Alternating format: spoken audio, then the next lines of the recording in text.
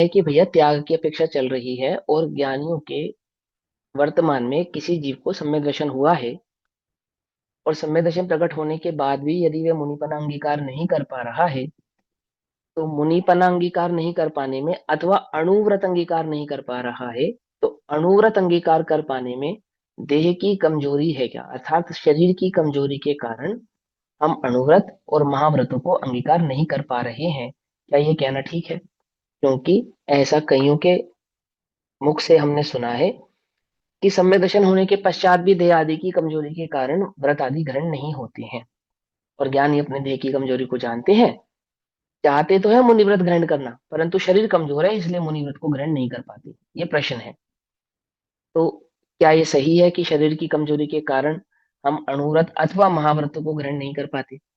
For example, हमें चश्मा लगा है, हमें पता है हम चश्मे के बिना नहीं देख पाएंगे, तो इस स्थिति में हम मुनि व्रत ग्रहण कर पाएंगे या नहीं कर पाएंगे? ये प्रश्न है ना? अथवा हमें कोई रोग है, उस रोग की स्थिति में मुनि का पना ग्रहण कर पाएंगे या नहीं कर पाएंगे? जैसे मुनिराज को भस्म व्याधि रोग हो गया था समंत भद्राचार्य को, तो उन्होंने मुनि दीक्षा छोड़ दी थी ना। तो हमें अगर कोई रोग है, शुगर है, बीपी है, निक कई प्रकार के रोग है, देह कमजोर है, एसिडिटी बहुत बनती है, नाना प्रकार के अपने साथ समस्या है, लेकिन हम मुनि पना तो धारण करना चाहते हैं पर इस कारण कर नहीं पा रहे। तो क्या ज्ञानी की भी ऐसी स्थिति होती है या नहीं होती है? प्रश्न प्रश्न समझ में आ गए सभी के ना? अब आगम के आधार से उत्तर यह है कि कोई ये दावा करता है कि मैं सम्यक दृष्टि हूं और मैं मुनिपना अंगीकार करना चाहता हूं, परंतु मेरे देह में कमजोरी के कारण मैं मुनिपना अंगीकार नहीं कर पा रहा हूं, तो उसे नियम से मिथ्या दृष्टि ही जानना। क्या क्या कहा? समझ में आई बात? नहीं समझ में? वो ये दावा करे कि मैं हूं तो सम्यक दृष्टि, आत्मा की अनुभूति तो मुझे प्रकट हुई है, और अनुभूति भी ऐसी प्रकट हुई है कि वो एक गायक देव के सिवा और कुछ सुहाता नहीं है, परंतु ये गाड़ी जर्जर पुरानी है, अथवा इसमें सामर्थ्य नहीं है सामान ढोने की, अर्थात वो पंच महाव्रतों को अंगीकार करने की, और इस देह की कमजोरी के कारण मैं व्रत अंगीकार नहीं कर पाता हूँ, और अगले भाव में मुझे एक सामर्थ गाड़ी, ये देह प्राप्त होगी, जिसके आधार से मैं उस मुनि व्रत को अंगीकार करूंगा। यह तर्क यदि कोई ये कह कर देता है कि मैं सम्यक दृष्टि हूं, तो नियम से उसे मिथ्या दृष्टि ही जानना, वो सम्यक दृष्टि नहीं है। क्यों? क्यों या ऐसे कैसे कैसे कह सकते हैं आप? यहाँ ज्ञानी अणुव्रतों को महाव्रतों को अंगीकार नहीं कर पा रहा है, तो ज्ञानी जानता है कि इसमें कमजोरी मेरी कषाय की है, देह की नहीं। देह को तो उसने अपना कभी स्वीकार किया ही नहीं, तभी तो वो ज्ञानी हुआ। देह के एकत्व ममत्व पने के त्याग का नाम ही वहां ज्ञान पना है, सम्यक दर्शन पना है। एकत्व ममत्व करता तो भोगता तो बुद्धि तो शरीर से पहले ही छोड़ दी है। समझ में ही बात नहीं समझ में आई?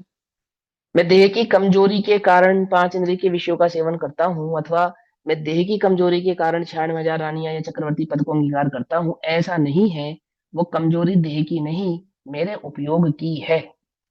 मुझे कषाय विद्यमान है, ये कषाय हैं, तो मैं मुनिपना अंगीकार नहीं कर पा रहा। बाहर में देह की कमजोरी दिखाई पड़ती है, आंख कमजोर दिखाई पड़ती है, अन्य अन्य कमजोरियां दिखाई पड़ती हैं, वे वास्तविक कमजोरियां नहीं हैं। क्यों? 700 बरस तक कोढ़ रहा ना मुनिराजों के। सनत कुमार चक्रवर्ती 700 बरस तक कोढ़ था, तो क्या मुनिपना अंगीकार किया या नहीं किया? अथवा मुनिपना अंगीकार करने के पश्चात कितने ही मुनियों को रोग हो जाता है, परंतु तीन कषाय चौकड़ी का अभाव वर्तता है, तो मुनिपना छूटता नहीं है। छूटता नहीं, होता ही नहीं है। यदि समंत भद्राचार्य मुनि पनित को त्याग रहे हैं, तो वहां कषायों के सद्भाव में ही त्याग रहे हैं। क्या कहा? समझना ध्यान से, उल्टा नहीं पकड़ना। देह की कमजोरी है तो मात्र देह की कमजोरी नहीं है, वो उपयोग की कमजोरी की परिचायक है। शरीर का रोग, देखो, शुद्धोपयोग के काल में सामान्य श्रावक को आत्मानुभूति के काल में बाहर में बैंड बाजे बजते हों तो सुनाई नहीं देते। तब कितनी देर के लिए? मध्य अंतर मुहूर्त मात्र के लिए ऐसी स्थिति आती है, इसके ग्रस्त के, किस ग्रस्त के, वो चौथे गुणस्थानवर्ती ग्रस्त के अनुभूति के काल में ऐसी स्थिति आती है। पंचम आदि गुण स्थानों में हर 15 दिन के अंतराल से होने वाली आत्मानुभूति इतनी वीतरागता को प्रकट करती है कि वहां देह आदि के रोगों में इतना आसक्तपना नहीं होता कि हाय मरा, ऐसी उसे वेदना होती हो। वेदना तो होती है, परंतु शरीर से ममत्व, जो भाव घटा है ना, मोह घटने के कारण साता वेदनी अथवा असाता वेदनी का भाव भी मंद पड़ता है। स्पष्ट ही है, अरहंत तो भगवान के साता वेदनी कर्म के उदय तो हैं, परंतु मोहिनी नहीं होने के कारण वे उसका भोग करते नहीं। साता अथवा साता का उदय मोहिनी के बिना वेदन में आता नहीं है, और मोहिनी की मंदता होने पर साता असाता वेदनीय संबंधी कर्मों के उदय होने पर भी उन मुनिराजों के क्या नहीं होता, उसका भोग नहीं होता। मच्छर काटते हैं, बिल्कुल काटते हैं। डंस मार्क नाम का एक परिचय है ना, डंस मार्क समझते हो किसको कहते हैं? ये जो तुम्हारे घर में जरे जरे से बारीक बारीक मच्छर घुसते घूमते हैं, इनको नहीं कहते। इससे लगभग 4 गुना बड़ा होता है डंस, लगभग 4 गुना। कभी जंगल वंगल में रात गुजारो तो मालूम चले। उसका उसका जो डंक होता है ना, वो इतना बड़ा होता है कि चुभ जाए तो चीख निकल जाए। शिखर जी आदि में मच्छरों के काल में जब मच्छर काट लेते ना, तो गर्दन अकड़ जाती है मालूम। शिखर जी में जाओ कभी दर्शन करने बरसात के दिनों में, यात्रा में, और मच्छर काट ले वहां, तो गर्दन है, गर्दन ये अकड़ जाती है। ऐसे गर्दन ऐसे नहीं हिलती, ऐसा काटता है वो मच्छर, जिसे डंस कहते हैं। डंस परिचय है वहां पे। वो बारीक बारीक जो ऑल आउट से मर जाते हैं तुम्हारे, ये मच्छर नहीं है वहां, जो जंगलों में घूमते हैं। जंगलों के मच्छर बड़े मच्छर होते हैं, ठीक। लेकिन वो शुद्धोपयोग में बरतने वाले मुनिराजों को परिचय होने पर भी परिचय संबंधी वेदना नहीं होती। क्यों नहीं होती? क्योंकि मोहिनी नहीं है। सर पे झगड़ी जल रही है, तो सर पे सगड़ी जल रही है, उसकी वेदना इसलिए नहीं कि उनको वज्र ऋषभ नारा सैनन शरीर है, ये कारण नहीं है उसका कि उसकी वेदना इसलिए नहीं हो रही क्योंकि उनके शरीर में मजबूती है। वेदना इसलिए नहीं हो रही क्योंकि उनको मोहिनी का सद्भाव नहीं है, अथवा उनकी मोहिनी जो चारित्र मोहिनी का भाव है वो अति मंद हो गया है, अति मंद। ज्ञानी के व्रत आदि अंगीकार नहीं कर पाने में एक ही मात्र कारण है, और वह ज्ञानी की कषाय है। और उस कषानी को सहर्ष, उस कषाय को वह ज्ञानी सहर्ष स्वीकारते हैं, और खेद सहित, सहर्ष माने सहर्ष स्वीकारते अर्थात छुपाते नहीं। और खेद क्या है अंतरंग में, कि हाँ हमें इन कषायों का अभाव करना है। ये कषाय दुख रूप है, ये मेरे दुख के कारण है, ये बंध के भी कारण है, और ये मुझे नहीं होनी चाहिए। कुछ बात समझ में आती नहीं आती है? वो भरत चक्रवर्ती, अंतरंग में खेद है उसको, 5 इंद्रिय के विषय भोगों का खेद है उसको। एक चैतन्य का अनुभव है, निरंतर आत्मा का यार आनंद ले रहा है, ऐसा नहीं है, ऐसा नहीं है। निरंतर आत्मा का आनंद तो मुनिराज नहीं ले पाते। निरंतर आत्मा का वेदन करना चाहते हैं तो एक शुद्धोपयोग बना रहे, इसकी भावना पाते हैं। मुझे एक शुद्धोपयोग ही हो, अन्य कोई उपयोग में चाहता नहीं, ये भावना भाते हैं मुनिराज। क्यों? क्योंकि आनंद को निरंतराय भोगना चाहते हैं, अंतर रहित होकर भोगना चाहते हैं। समझ में आई बात? नहीं समझ में? वो निचली भूमिका वाला, वो जो 5 इंद्रिय के विषयों में लिप्त लिप्त है, चाहे वे सम्यक दृष्टि है, पर निरंतर आत्मा का वेदन कर रहा है, ऐसा नहीं है। हाँ, उसने सच्चे सुख के स्वरूप को जान लिया है, और वो ये बात जानता है कि वो जो सच्चा स्वरूप, जो सच्चा सुख मैंने भोगा है, मुझे उसका भोग करना है। ये तो दुख रूप है, और नहीं भोग पा रहा हूं, उसका कारण मेरे अंतरंग का, मेरी अपनी निजी कषाय है, मेरा मेरे उपयोग की अस्थिरता है, वो देह आदि की कमजोरी नहीं है। अस्थिरता जन्य प्रभु दोष भारी, भटकती है राग आदि, परिणति विकारी। समझे? ये है ज्ञानी का चिंतन। विश्वास है ये मुझको शीघ्र ही मिटेगी, स्वभाव के सन्मुख ये कैसे टिकेगी।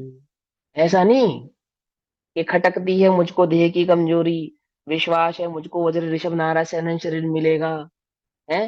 अरे देह का अभाव करने निकला है ज्ञानी। देह की प्राप्ति की कामना करने नहीं निकला कि हे भगवान मुझे मजबूत शरीर मिले तो मैं संयम धारण करूं। ये विचार करे तो घोर मिथ्या दृष्टि है वो। क्या शरीर कमजोर है इसलिए संयम धारण नहीं करता, कल मजबूत शरीर मिलेगा तो मैं संयम धारण करूंगा। ऐसा चिंतन नहीं है भैया, ये विपरीत भाव है। हाँ, देह की कमजोरी से भी कथन किए जाते हैं, मलेच्छों को समझाने के लिए किए जाते हैं, क्योंकि वे उपयोगी की अस्थिरता को नहीं जानते हैं, अंतरंग की कषाय चौकड़ी के अभाव और उनके सद्भाव के स्वरूप को नहीं जानते हैं। तो वहां देह की कमजोरी की अपेक्षा से उनको वह बात भी कही जाती है, समझाई जाती है। परंतु क्या ये आर्य भाषा है? क्या ये आर्य वचन है? क्या यही जिन धर्म है? ऐसा नहीं। मुझे कषाय है, मेरे कषाय के सद्भाव के कारण मुझ में ये दोष है, और ये दोष नहीं होना चाहिए। इस दोष के अभाव का उद्यम भी है, दोष है सो उसकी स्वीकृति भी है।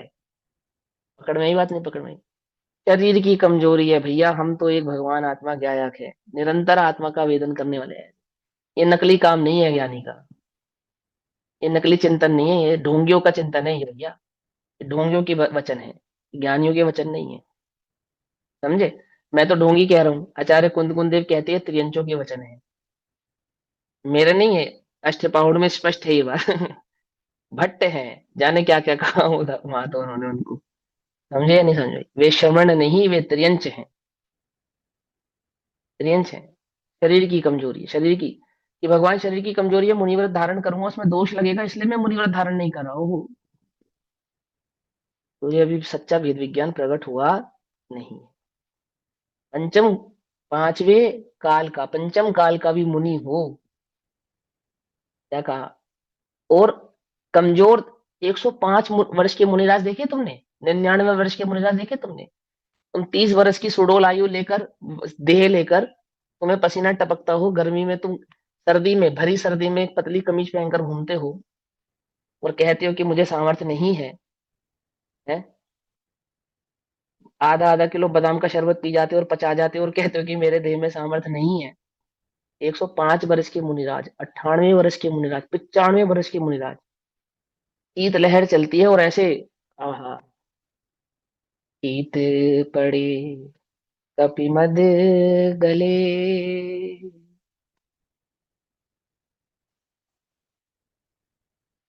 सुनिए तुमने नहीं? ते गुरु मेरे उर बसे,